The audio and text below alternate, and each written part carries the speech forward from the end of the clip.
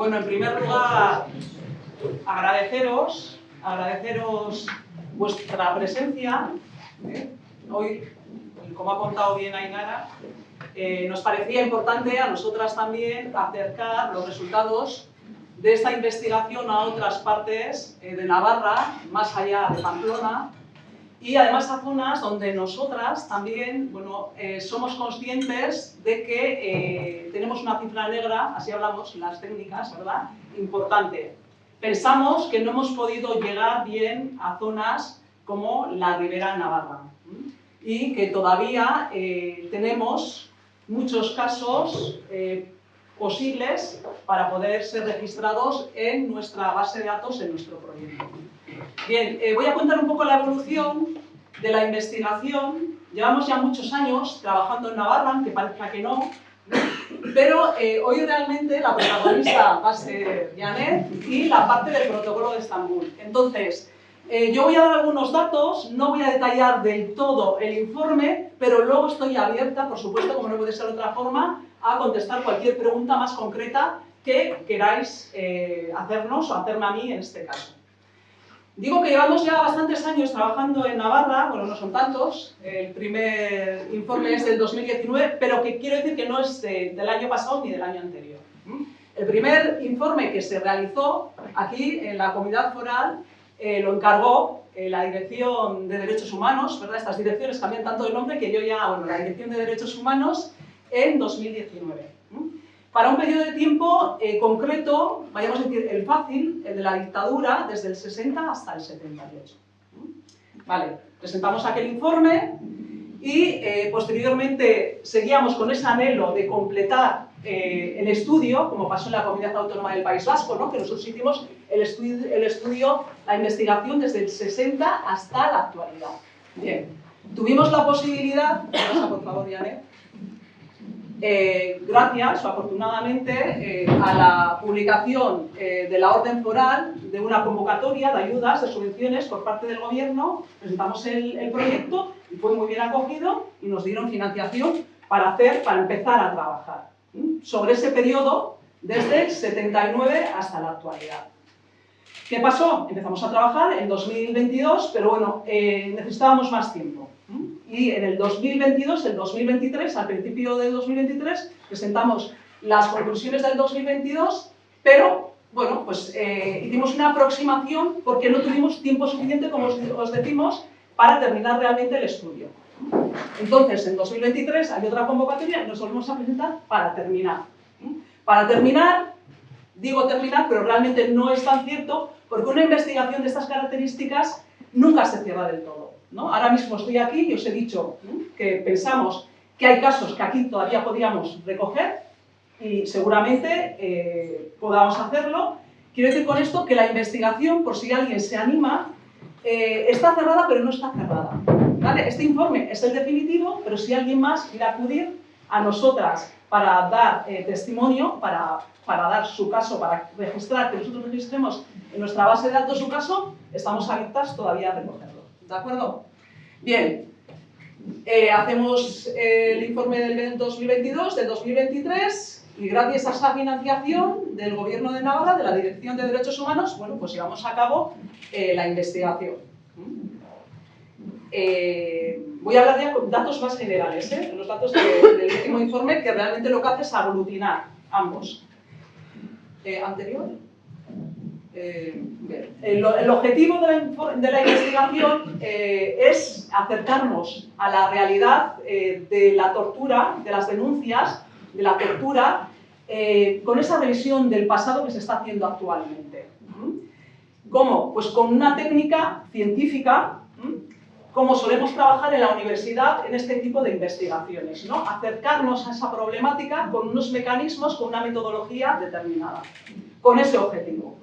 Conocer, llegar, acercarnos a las dimensiones, más o menos, intentamos que sea lo más ajustado posible, de las dimensiones de esa problemática en el pasado, en esa revisión del pasado que estamos haciendo, desde los años 60, pues como estábamos comentando, hasta la actualidad. Después de trabajar durante todos estos años, de acercarnos, como os decía, con una metodología determinada, consistente principalmente en dos herramientas. Una es el censo, un censo donde recogemos los casos de las personas que denuncian haber sido torturadas y volcamos ahí la información. Información que tiene diferentes características, que es una información que nos posibilita acercarnos a los casos, pero por medio de cierta documentación o, por ejemplo, de la recogida de testimonios o las periciales que realizan las psicólogas. Pasa un momento, no, entonces vete para atrás, que pensaba que había metido una diapositiva más, pero no. Nosotros lo que hacemos es abrir una carpeta por cada persona que denuncia haber sufrido ese tipo de vulneraciones de derechos humanos, y en esa carpeta introducimos toda la documentación, todos los datos que avalan o sobre los que podemos sustentar su caso. Lo que os decía, por un lado está la prueba documental, documentos relacionados con los procesos judiciales, si ha habido, documentos relacionados, por ejemplo, con las noticias de prensa que han podido recoger esos casos, o otro tipo de documentación, como veremos ahora un poquitín más adelante, algún ejemplo que os traigo, como informes internacionales que recogían o hacían referencia a ese tipo de casos. La documental, lo que os he comentado, la testifical. Este último año, hemos destinado una parte importante de los recursos de la investigación a recoger más testimonios directos de las personas que así mostraban que querían que recogiéramos su caso y lo incorporáramos en nuestra base de datos. Y lo que hacemos es grabar el testimonio, un testimonio en profundidad, donde la persona relata lo que le pasó. Es muy importante este tipo de actuaciones para salvar esos testimonios, esa memoria para un futuro. Luego ya explicaré que hay que diferenciar claramente lo que hacemos con esas actuaciones de recogida de testimonio con lo que hacen nuestras compañeras, las psicólogas, en el protocolo de Estambul, que también utilizan ese tipo de técnicas. Pero lo que os comentaba, desde el Instituto Vasco de Criminología damos una importancia grande a salvar, por lo menos, esos testimonios de cara a un futuro y también de cara a tener una prueba contundente de lo que es el caso para la investigación. Entonces, lo que hemos hecho, un poquitín, voy a hacer un resumen ahora. Lo que hemos hecho durante estos 2 años en esa investigación que quedaba por hacer desde el 79 hasta casi la actualidad, los resultados finales, en los que constan en este último informe, pues son, en resumidas cuentas, lo siguiente. Hemos alcanzado un número de personas, carpetas, lo que os decía, por cada persona abrimos una carpeta, que denuncian en la comunidad foral haber sufrido este tipo de prácticas del 79 hasta la actualidad, de 693 personas. Los casos siempre son algunos más, porque hay personas que denuncian haber sufrido más de un caso de torturas o malos tratos. En este caso, el informe ha podido constatar hasta 741 casos de torturas que corresponden a esas 693 personas. Todavía nos quedan, siempre, lo que os decía, es una investigación que está viva y siempre nos quedan, aunque cerremos, aunque presentemos un informe, algunos casos pues, por analizar o por investigarlos o tratarlos para poder incluirlos en la base de datos. Lo que hemos podido también es aumentar durante este último año el número de documentos, esos que os he comentado, y que ahora vamos a ver algún ejemplo, relacionados con los casos, y hemos alcanzado casi la cifra de 5.000 documentos que avalan o que de alguna forma ayudan a sostener esos casos. Los informes del protocolo de Estambul son 50, luego os hablará Janet en profundidad de esa parte, y luego los audios, vídeos y testimonios por escrito a las personas que igual no se atreven, ¿no? O no quieren darnos ese testimonio grabado en vídeo, pues que sienten ciertos reparos, pues se les da la oportunidad de grabarlo en audio o también de escribirlo por escrito. Si bien solemos animar a que sea en vídeo porque, bueno, la imagen, ¿verdad? Esos testimonios tienen mayor fuerza en cuanto, bueno, pues a prueba. Yo que soy jurista, esas cosas siempre hacemos un poco de hincapié, pero bueno, el que tiene reticencias puede acceder a esas otras vías. Tenemos, por lo tanto, 19 audios grabados, 144 testimonios grabados en vídeo, hemos aumentado de una forma considerable el número de testimonios grabados en vídeo, y por escrito hemos alcanzado la cifra de 121. Janet, por favor. Bueno, algunos ejemplos de esto, básicamente de los documentos que os comentaba. Janet. Es que no vais a ver, es una pena que sea... Bueno, por ejemplo, en el caso de Navarra, el caso de la Comunidad Autónoma del País Vasco también, pero de Navarra, por ejemplo, nos ha sorprendido el número de resoluciones internacionales, informes de mecanismos internacionales, como el Comité contra la Tortura, como el Comité de Derechos Humanos, del Relator contra la Tortura, que hacen referencia a casos de personas navarras que han denunciado haber sufrido ese tipo de prácticas, ¿no? Dándoles, bueno, pues esa veracidad, ¿no? Ese reconocimiento de veracidad. Pues eso, estos documentos, si nombran a alguna persona, se meten en su carpeta, ¿no? Como una prueba más de que, bueno, lo que está diciendo viene avalado, pues, por este tipo de organismos. Es importante también tener en cuenta otro tipo de publicaciones que se están dando últimamente con más asiduidad, como es, por ejemplo, este libro que recoge 20 testimonios de curas, de religiosos vasco-navarros que denuncian haber sufrido este tipo de prácticas también, y publicado por la diócesis de Bilbao. Importante también, buscamos información de diferentes fuentes. Este tipo de publicaciones, el CARRI, reconocidos, es decir, poco cuestionados, que ya en su publicación, Cuadernos de Formación y Divulgación, de 1995, hacía referencia, Janet, por favor, a los casos de torturas, esa necesidad de investigar, de denunciar las prácticas de torturas que se estaban dando en ese contexto de la violencia de motivación política. Dedican un número concreto sobre la tortura, realidad y propuestas para su erradicación, y recogen en uno de los apartados un testimonio de un vecino vuestro, Janet, Miquel Legarra, no sé si os suena, recoge el testimonio, y vayamos a decir que para nosotros es una fuente importante también para aportar dentro de lo que es la carpeta del expediente de esa persona.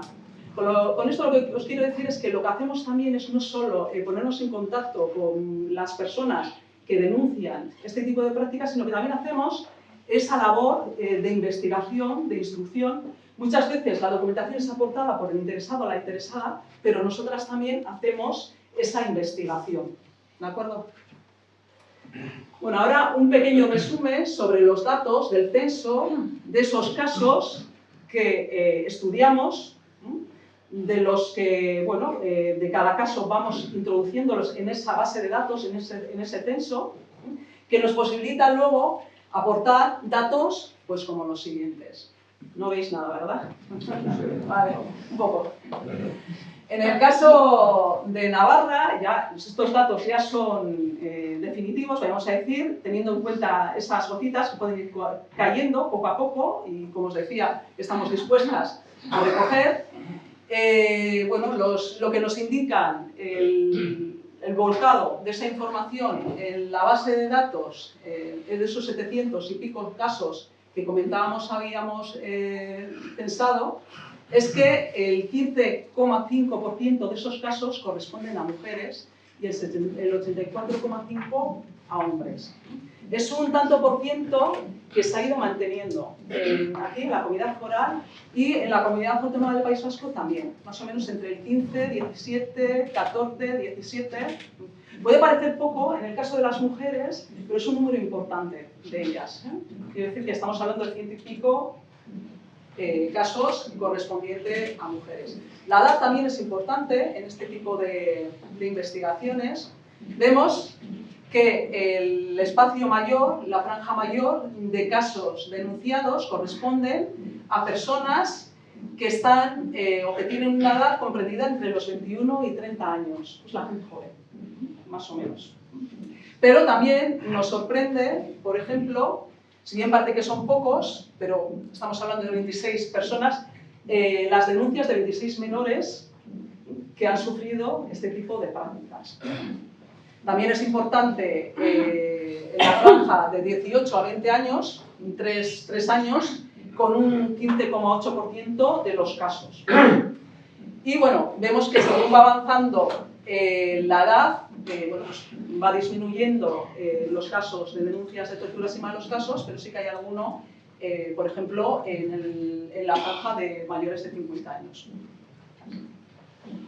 Sobre los cuerpos policiales denunciados, vemos que la gran mayoría de los casos corresponden a la Policía Nacional y a la Guardia Civil.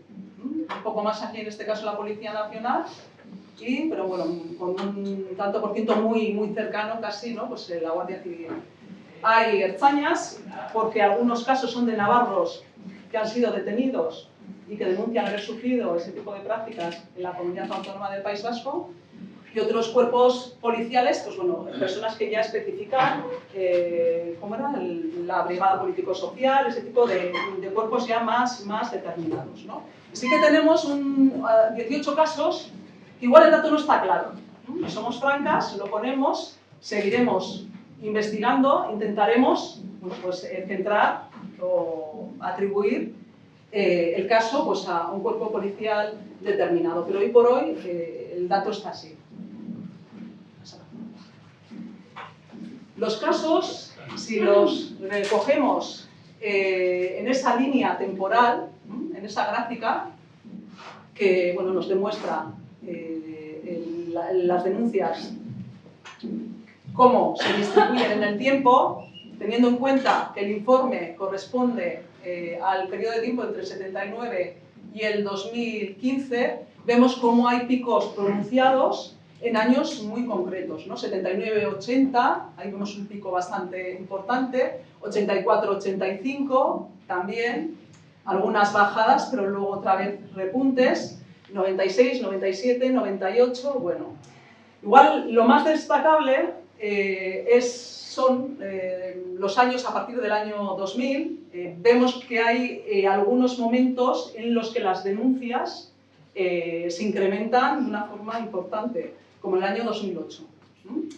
Y bueno, hay algunos años también que casi, en principio, en relación a los datos que hoy por hoy tenemos, pues vayamos a decir que el dato es casi, no digo, bueno, muy pequeño, ¿no? Es un caso en el 2006 y poco a poco van disminuyendo hasta desaparecer. El último caso registrado lo tenemos en el 2015.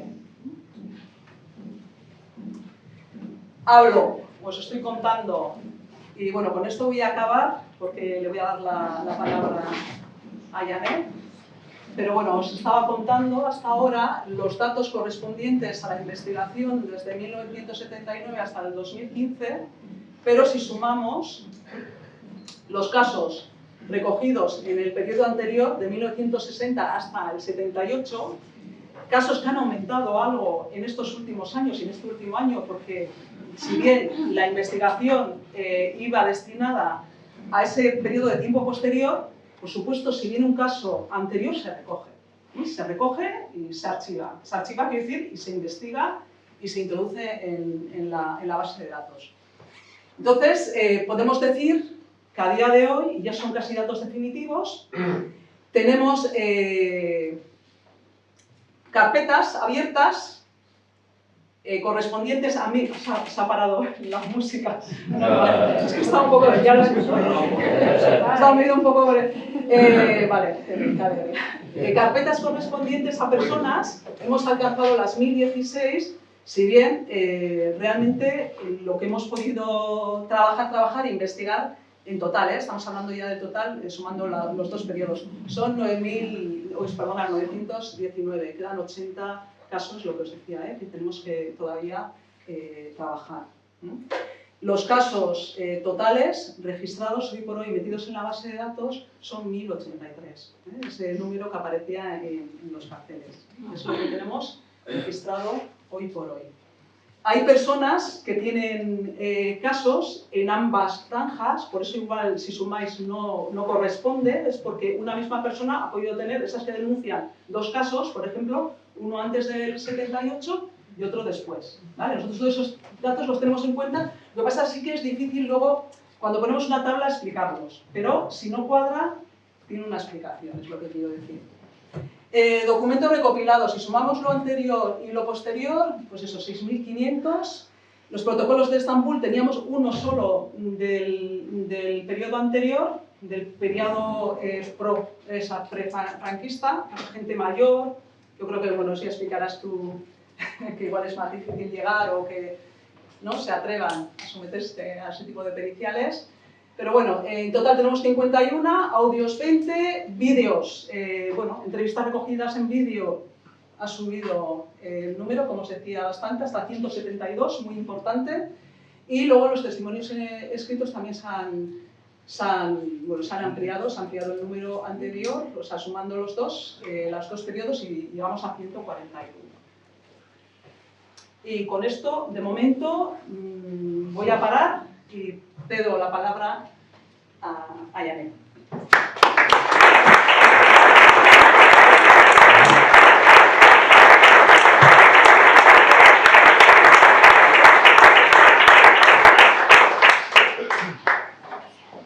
Bueno, me toca. Lo primero que me gusta hacer... ¿Me veis bien o uso el aparato este? Bien, ¿va bien así? Vale. Lo primero que me gusta hacer cuando me invitan a estos saraos es felicitar a la red de personas torturadas, les hago mucho la pelota, porque creo que no sé si son conscientes de la labor, del trabajo que están haciendo y de los resultados, y que gracias al empeño de las personas que están en la red se han hecho las investigaciones, ha salido la ley, y entonces yo lo primero, felicitaros. Yo he sido la coordinadora de un grupo de psicólogas, algún psicólogo, casi todos somos mujeres, alguna psiquiatra, en total éramos 17 el año pasado, en lo que es la investigación a base de la pericial denominada Protocolo de Estambul. Además de coordinar a los 17 psicólogas y psicólogos, también he coordinado, había una supervisión externa de profesionales que de alguna forma, pues como dice la palabra, nos supervisaban el trabajo que estábamos haciendo. Un psiquiatra muy reconocido a nivel internacional, como es Pau Pérez, la psicóloga clínica Olatz Barrenechea, el doctor en psicología social Miguel Ángel Navarro y una médica que también añadía algunos elementos a las periciales, que es Paula de la Fuente. Me gustaría también que yo, esto como Susan Sarandon, que cuando le llevaban a hablar siempre hacía alguna pequeña puya, pues yo también.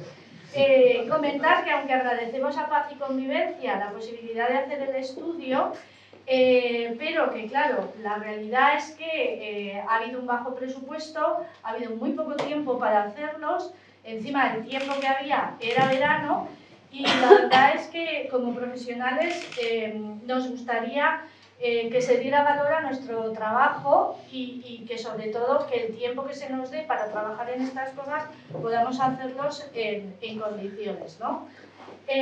Las conclusiones del resultado que se presentan aquí es la unificación de 3 investigaciones diferentes que se han realizado, ¿no? Por una parte, o sea, nosotras hemos hecho periciales o presentamos periciales de 50 personas, que no son las 50 personas, digo porque ahí hay veces que hay líos que hacen las entrevistas el Instituto Vasco de Criminología.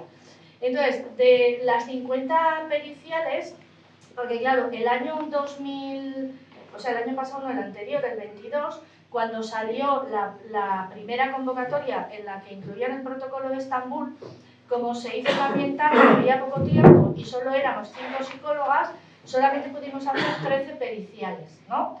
Entonces, este año lo que se hizo fue formar a más psicólogos y psicólogas que además llevaban mucho tiempo trabajando lo que es los trastornos emocionales, y este año hemos hecho 19 periciales que las hemos unido a una primera investigación que se hizo en la Comunidad Autónoma Vasca, porque aunque era de allá lo que se investigaba, sí que se vio que había personas de la Comunidad Autónoma Vasca que vivían en Navarra y personas navarras que habían sido detenidas y torturadas en la Comunidad Autónoma Vasca. Entonces, 5 psicólogas participamos haciendo 18 periciales. Total, los 18 periciales de la Comunidad Autónoma Vasca, los 13 del piloto que lo hicimos en el 22 y las 19 del 23, nos dan un conjunto de 50 periciales de las que es más fácil extraer conclusiones que de muestras tan pequeñas. Vale. Yo me pierdo muy fácil, o sea que voy a seguir con la charla. Durante las charlas que se han ido haciendo muchos años, se limitaban a 3 cosas: a denunciar la práctica de la tortura, a escribir el relato de forma muy mecánica, solamente contando lo que me han hecho, y a hablar de, pues eso, de todos los traumas y secuelas psicológicas que generaba la tortura. Yo soy psicóloga clínica, a veces digo que no sé cómo he caído en todo esto de las periciales y las investigaciones, me han engañado un poco. Entonces, dentro de la psicología clínica, mi trabajo, estos 30 años que llevo, consiste o ha consistido en ayudar a la gente o entrenar a la gente o dotar a la gente de estrategias para hacer frente a las dificultades psicológicas. Y en este caso, a la gente que ha sufrido consecuencias psicológicas como consecuencia de haber pasado por episodios de incomunicación y tortura. Por eso yo estoy mucho más acostumbrada a hablar de cómo afrontar este tipo de problemas que del problema en sí. Pero sí que es verdad que creo que, aunque hayamos oído hablar de tortura, hay cosas que no entendemos sobre la tortura y me parece muy importante hablar de tortura para comprender. Primero, ¿por qué se tortura y para qué se tortura? Segundo, ¿qué ocurre esos 1, 5 o 10 días para que muchas personas acaben teniendo secuelas psicológicas? Y me parece muy importante entender esto porque encontramos personas a las que no les han tocado físicamente, pero tienen secuelas psicológicas. También me parece importante hablar de las consecuencias de haber sufrido esa experiencia. No dar una clase de psicopatología, sino otro tipo de consecuencias, no una etiqueta diagnóstica, tiene un trastorno de estrés postraumático, una depresión, sino cómo se siente esa persona, ¿no? Después, también comentar algo de los resultados y conclusiones. A mí lo de los números se lo dejo a esta señora. A mí me deja la parte fea. No me mola tanto, os daré 4 datos. Y comentar qué es el protocolo de Estambul, porque hay mucha gente que habla del protocolo de Estambul, el famoso protocolo de Estambul, como si fuera, yo que sé lo que es, y en el fondo es una pericial, como se hacen las periciales, pero es muy específica con el tema de las torturas, ¿vale? Vale. Lo primero que me parece importante es definir qué es una situación traumática. Porque claro, hay gente que dice, es que yo me paré en el ascensor de mi casa, estuve 1 hora parada y tengo un trauma. No. Para tener un trauma hay que haber vivido una situación traumática. Una situación traumática es un acontecimiento negativo intenso que en principio pone en peligro la integridad física o psicológica de una persona, que se muestra incapaz de afrontarlo y tiene especialmente terror e indefensión y no forma parte de las experiencias habituales que solemos vivir en el día a día en nuestras vidas. Las situaciones traumáticas se diferencian porque algunas están generadas por la naturaleza, otras por el ser humano. Por ejemplo, por la naturaleza sería, pues no sé, un terremoto, lo que pasó en Biescas era, ¿no? Lo del camping. Y por otro lado estarían las que están generadas por el ser humano. Y por el ser humano tendríamos las que están hechas de forma involuntaria, como puede ser el accidente de tren aquel de Galicia, por ejemplo, ¿no? Y las que son de forma voluntaria, como sería el caso de las torturas. Entonces, generalmente aunque son situaciones traumáticas que facilitan un diagnóstico clínico de trauma, son aquellas generadas por el ser humano de forma voluntaria, como serían las violaciones, los abusos sexuales o las torturas, las que generan mayor impacto psicológico, emocional o traumático. Y el trastorno que más se suele nombrar suele ser el trastorno de estrés postraumático, que en el fondo es una respuesta patológica a un acontecimiento traumático, ¿vale? Una cosa que me parece también muy importante es hablar de tortura física y tortura psicológica, porque cuando hablamos de tortura siempre nos viene a la cabeza lo que comentaba antes Anika, ¿no? Ainara, agresiones físicas, golpes, electrodos, pero la mayoría de las veces no tiene que ver con eso. A partir del año 2000, más o menos, ya no se ven cuerpos agredidos como vimos con el caso de un romano, porque lo que hacen es cambiar los métodos.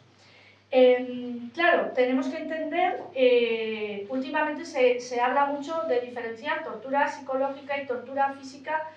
Yo lo que creo es que siempre hay tortura psicológica, que cuando hay agresiones físicas también hay tortura psicológica, pero puede haber tortura psicológica sin que te toquen, sin ninguna agresión física. Lo que sí se da generalmente es que las consecuencias en el tiempo son psicológicas. Quiero decir, aunque haya habido tortura física, generalmente las heridas físicas generalmente se curan, se sanan, pero los efectos psicológicos es lo que más cuesta superar. Ha habido una evolución entonces de tortura física a tortura psicológica porque no hay fotos. Descubren que los golpes no hace falta tocar a nadie para poder torturar a una persona, porque de hecho la bolsa, etcétera, tampoco te tocan, quiere decir que tampoco deja marcas. La tortura tiene que ver generalmente con generar miedo, culpa, la expectativa de dolor, con la humillación, con el ataque a la identidad, que en principio por separado pueden no tener ningún efecto, pero todo junto en 5 días pues tiene un efecto demoledor. ¿Para qué sirve la tortura? Bien, la mayoría de la gente, si le preguntas para qué sirve la tortura, te va a decir que para buscar información. Pero eso es la mayor excusa y justificación para explicar o para justificar la tortura. De hecho, yo recuerdo en la guerra del Golfo, las imágenes que salían, generalmente no se le veía precisamente intentando sacar información, ¿no? Se veía agrediendo a las personas. Bueno.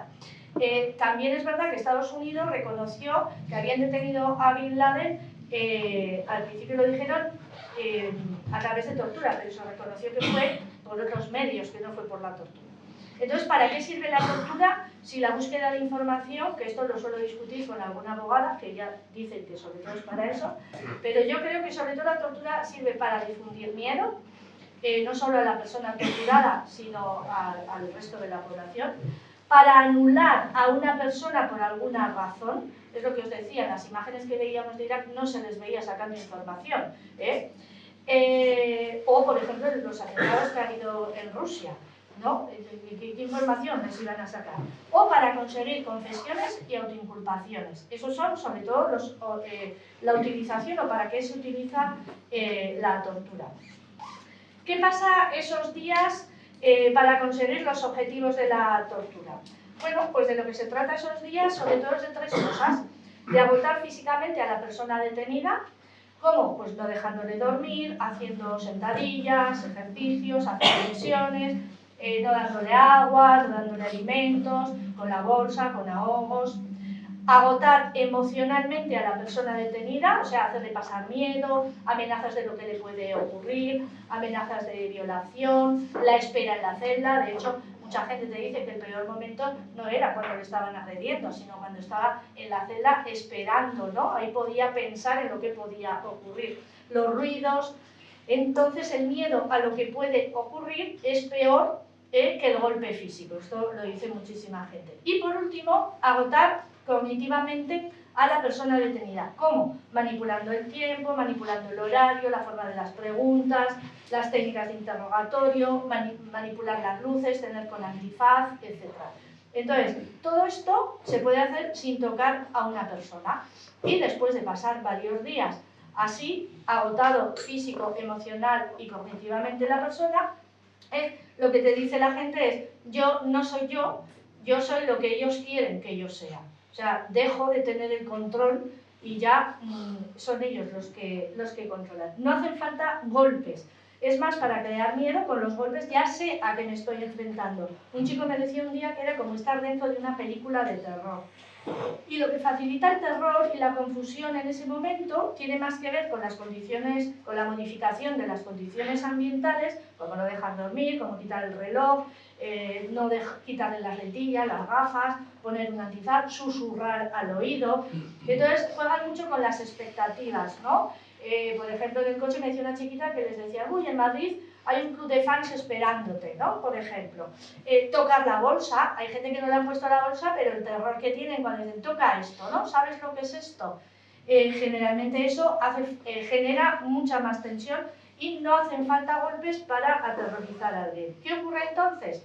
Que se dan batallas contra uno mismo y te conviertes en tu peor enemigo, porque si te tienen de pie en plantón 8 horas contra la pared, lo que estás haciendo es luchar contra ti, contra tus piernas, contra tus pensamientos, contra tus emociones y contra tu cuerpo. También hay ataques a la identidad. Te pueden hacer cantar un himno. Un musulmán contaba que le hacían comer cerdo, por ejemplo. Inducción a la culpa, a la confusión, a la humillación, a la vergüenza. No entender lo que pasa también, ¿no? Y los interrogatorios, las horas, las formas, los roles que tienen de poli bueno, poli malo, etc. Hasta que llega un punto en el que dicen: me rompí. Este es el punto de quiebre o el crack. Como hablaban antes de la película Carpetas Azules, esa película se iba a titular El sonido del crack. Pero parecía que el título podía llevar a malos entendidos, pero es que es una cosa que le dicen mucho. Y el otro día, en una entrevista que hicieron en Carne y Cruda, en febrero, salía una mujer en Carne y Blanco, creo que era, que decía que ella se sentía como si le pisan una cucaracha, ¿no? Que oía el crack o algo así. Hay gente que dice que no ha sido torturada. Esto es muy curioso porque no le golpearon, y cuando hacen las entrevistas, no me refiero solo al protocolo de Estambul, sino en clínica, y le pasas unos cuestionarios, ves que puntúa en un trastorno de estrés postraumático. Entonces, esto ocurre, y me parece muy importante decirlo, porque al no torturar, o sea, al no agredir físicamente a una persona, muchas veces, aunque tenga consecuencias emocionales, dicen: yo, ¿de qué me voy a quejar si no me han tocado con lo que le han hecho a esta otra persona? Y es cuando empezamos a trabajar en grupo y alguien dijo la palabra, el famoso torturómetro, ¿no? ¿Qué es más tortura, menos tortura? Por eso hay un tema recurrente, y es que personas que dudan de si de verdad han sido o no han sido torturadas y se juzgan a sí mismas y a sus reacciones y minimizan mucho lo que les hicieron.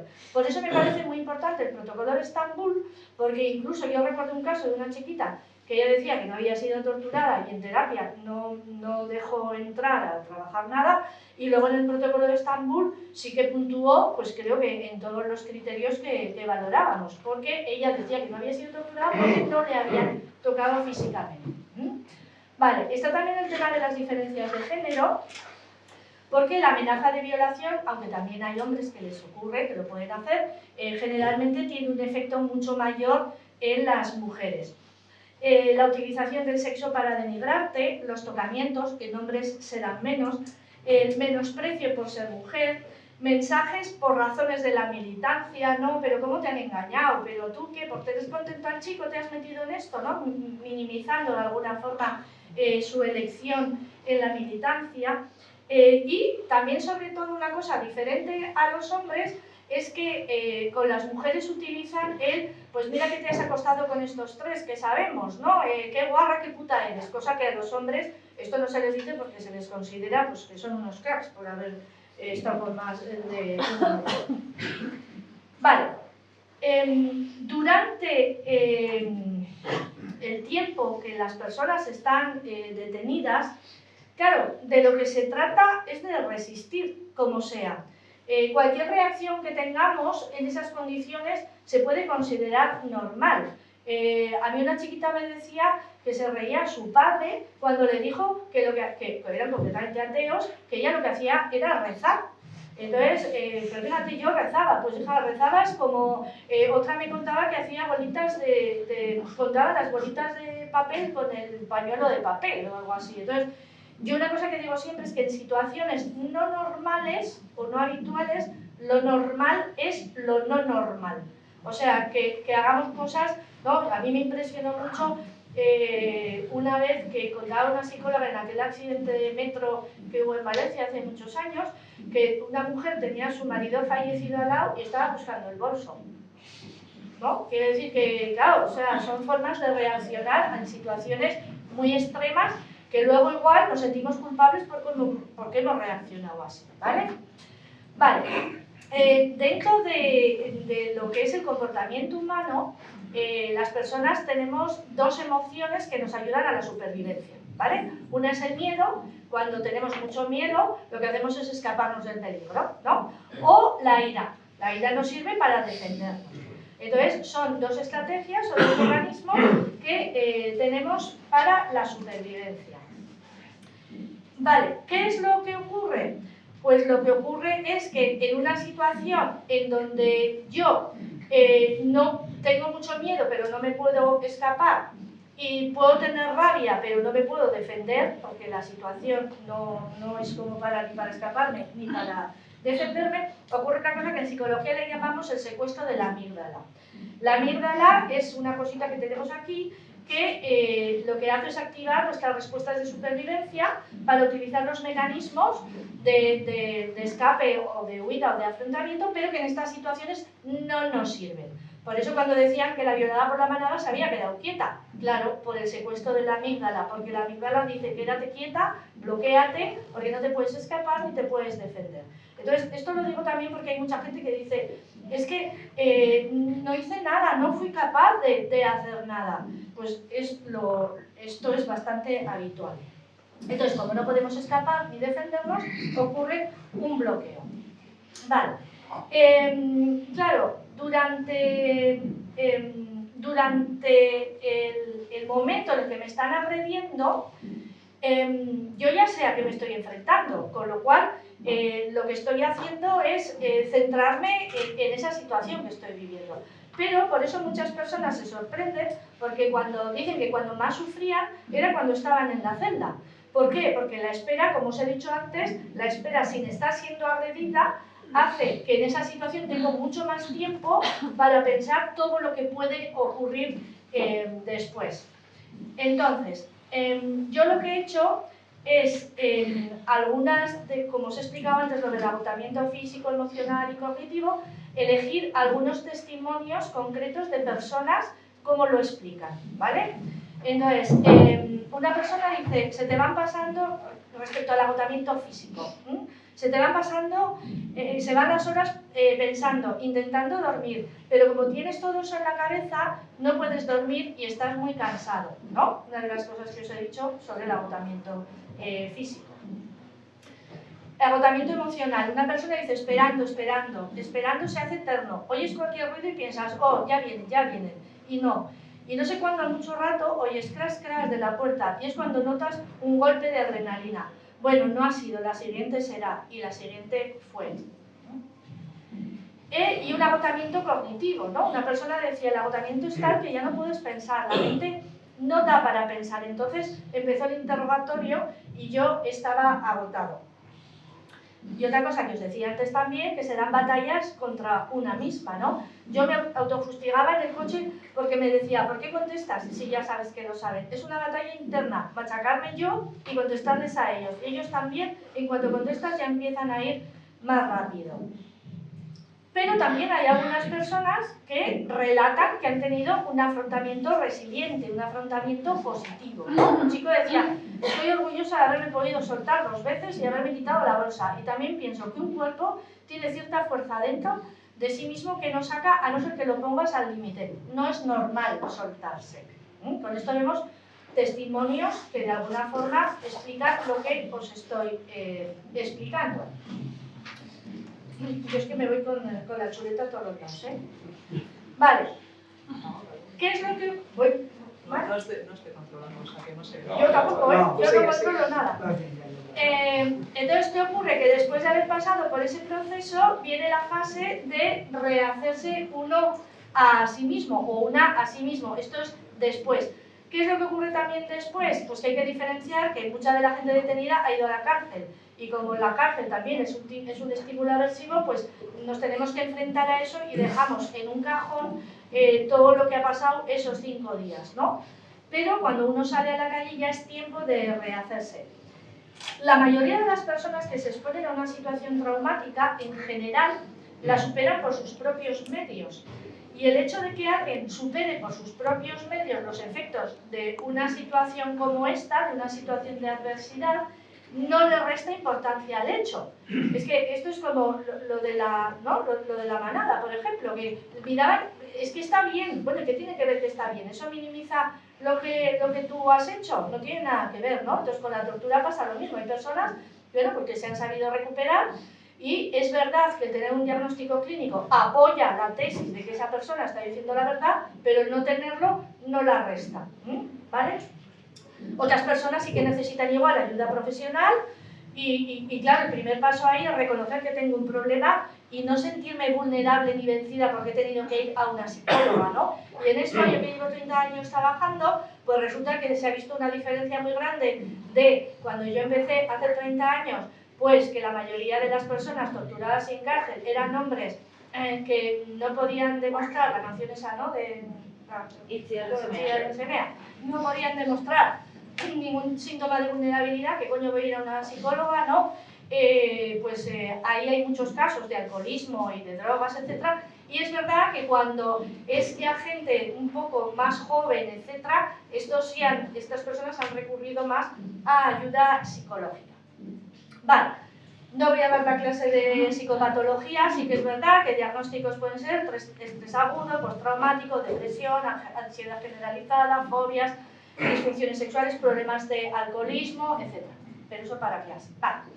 Pero sí que lo que he elegido, porque nos ha pasado en la muestra que igual hay pocas personas a las que se le puede hacer un diagnóstico de trastorno de estrés postraumático, pero aunque no se les haga el diagnóstico, tienen algún síntoma. Entonces, dentro de los síntomas del trastorno de estrés postraumático estaría, por ejemplo, la reexperimentación. Y una persona dice, a veces me venían como flashes, vas por la calle y viene el flash y esa sensación y se lleva la mano al pecho y luego se va. Con el tema de la investigación todo se me ha vuelto a remover. ¿Qué es eso? Pues que lo vuelvo a vivir como si me volviera a pasar, ¿vale? Síntomas evitativos, este también suele ser una característica del trastorno de estrés postraumático. Pienso, si voy a sufrir con las emociones, prefiero evitar con tal de no sufrir y he acabado huyendo, ¿vale? Otros de los síntomas es lo que sería el bloqueo, la anestesia emocional. Hay gente que dice, hay partes del relato que no recuerdo, tengo muchos detalles metidos ahí, en un cajón, y se fueron borrando poco a poco. O otra persona dice, durante muchos días notaba que no dominaba las expresiones de mi rostro. Era como si se desatasen libres, sin el más mínimo control de mi mente. Y hay mucha gente que lo que tiene son síntomas de hiperactivación. Sentía como unas agresiones personales cualquier comentario, cualquier cosa. Esto después, siempre.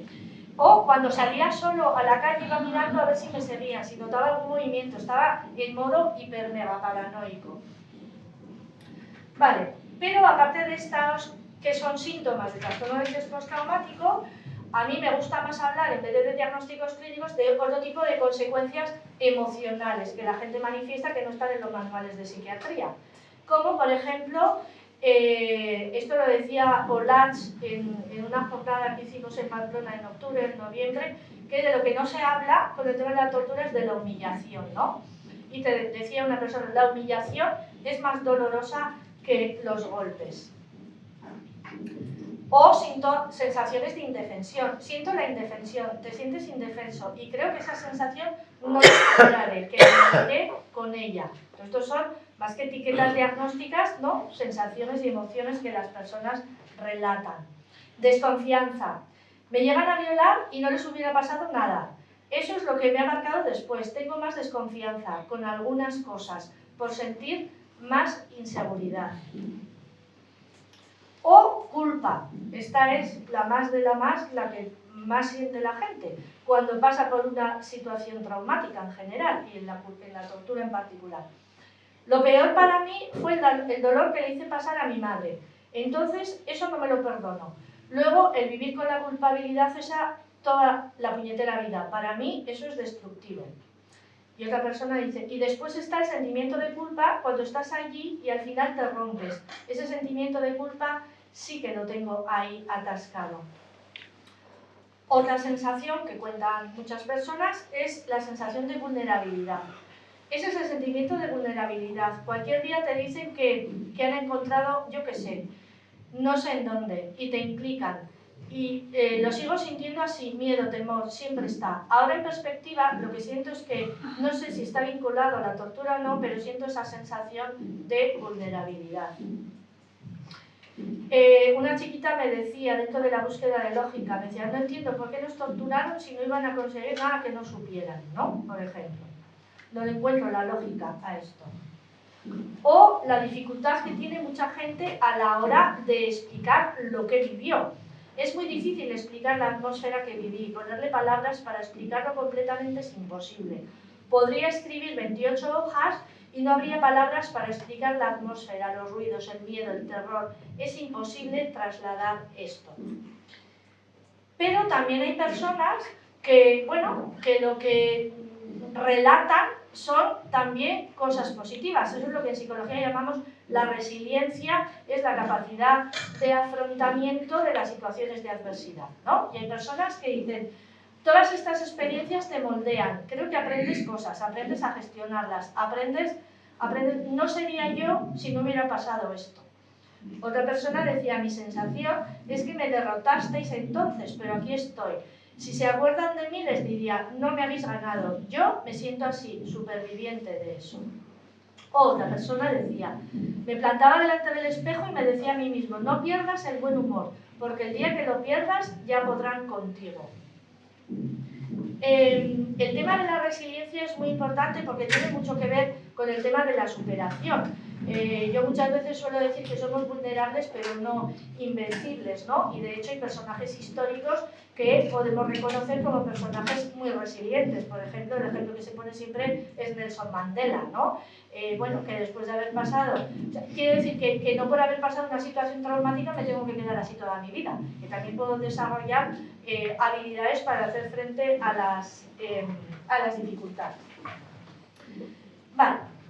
Lo que sí ocurre absolutamente a todo el mundo, independientemente de los trastornos psicológicos, es que hay un cambio de creencias, que no siempre tiene que ser malo, también puede ser bueno, ¿no? Una persona me decía, yo me siento mejor persona, o yo soy más empática con la gente que sufre, por ejemplo, o sea, y a eso se le llama crecimiento postraumático también. Entonces estos cambios... ¿Ya voy mal? No, tranquila.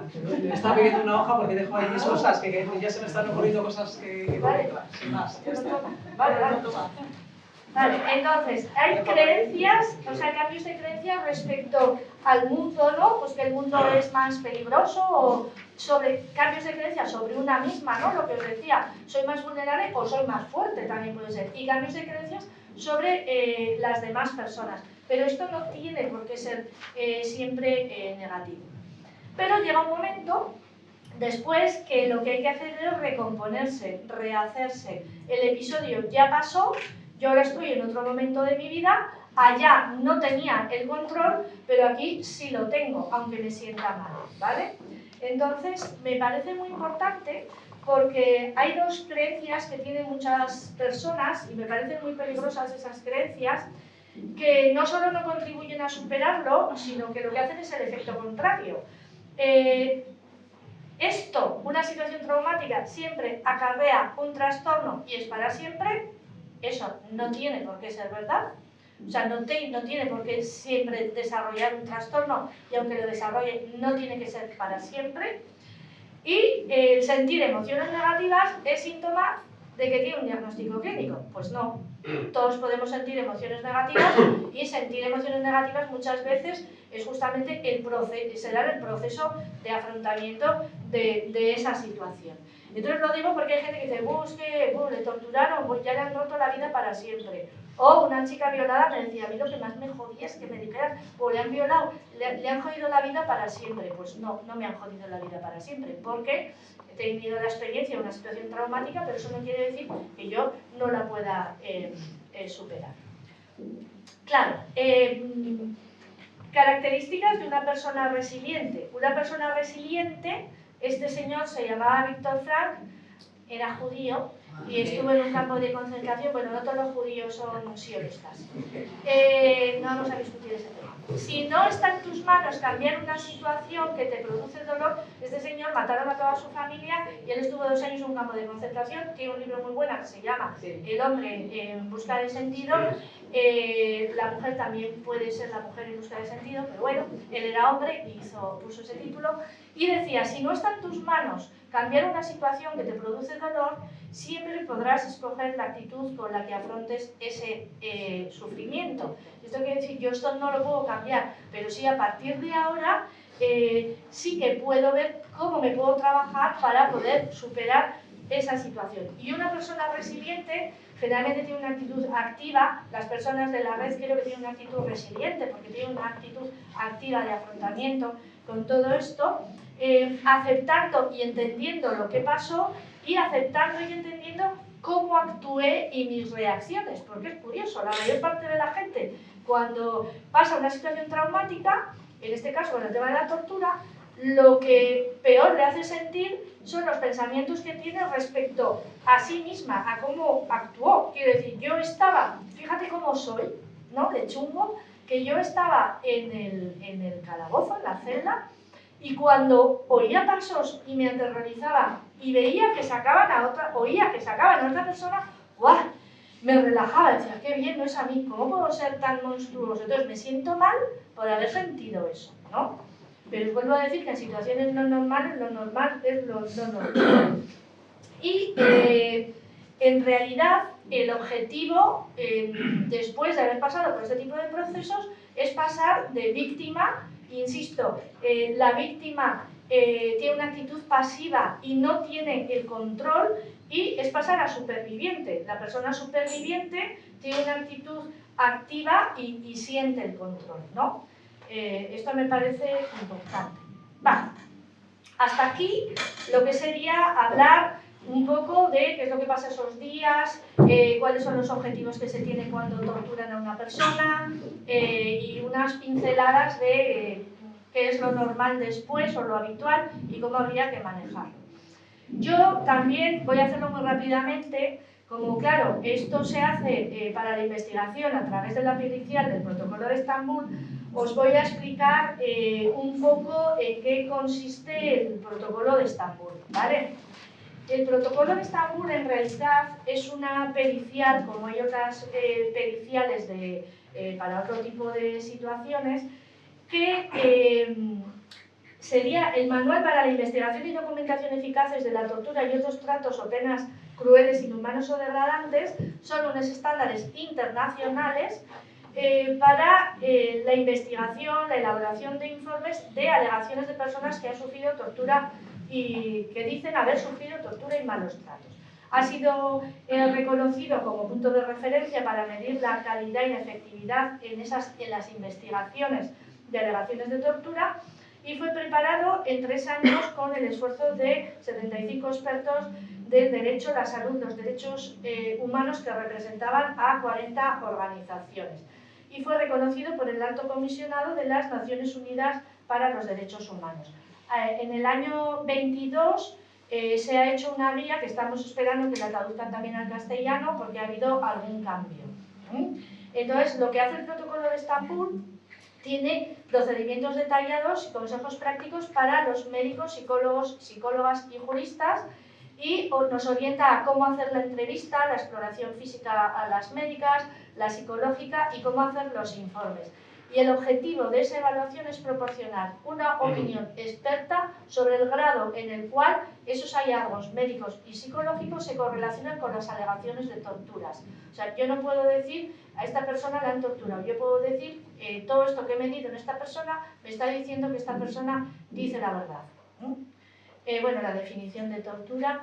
Entonces, ¿para qué se usa el protocolo de Estambul? Se suele usar para permitir que se haga justicia los torturadores den cuenta de sus actos, en algún otro país será esto, supongo, investigaciones y vigilancia en derechos humanos, como es el caso de esta investigación, evaluaciones para conceder el asilo político, por ejemplo, gente refugiada. En Madrid hay una asociación, SIRA, que están continuamente haciendo, para la defensa de personas que han confesado delitos durante la tortura y también para evaluar las necesidades de atención clínica que puede tener la persona torturada. Normalmente lo que hemos hecho es la persona firma un consentimiento informado y una declaración jurada y se hace una encuesta. Luego le hacemos una entrevista de entre 3-5 horas de duración que se graba en vídeo. Hay que intentar que la persona hable en primera persona, no solo relatando lo que pasó esos días, sino recordando qué pensaba y qué sentía, haciendo una expresión emocional. Y lo digo porque al principio os he dicho que cuando se hablaba hace unos años de tortura, una de las cosas que se hacía es contar lo que me han hecho, denunciarlo o contar los diagnósticos clínicos. Pero cuando se contaba lo que me han hecho, solo se contaba lo que me han hecho, ¿vale? No entramos en si yo me sentí culpable, si me sentí humillado, si yo pensé, por favor, que vayan a detener al de la celda de al lado. Y aquí en el protocolo sí que lo intentamos conectar con lo emocional. Se pasan unas pruebas psicométricas, unos test y unos cuestionarios.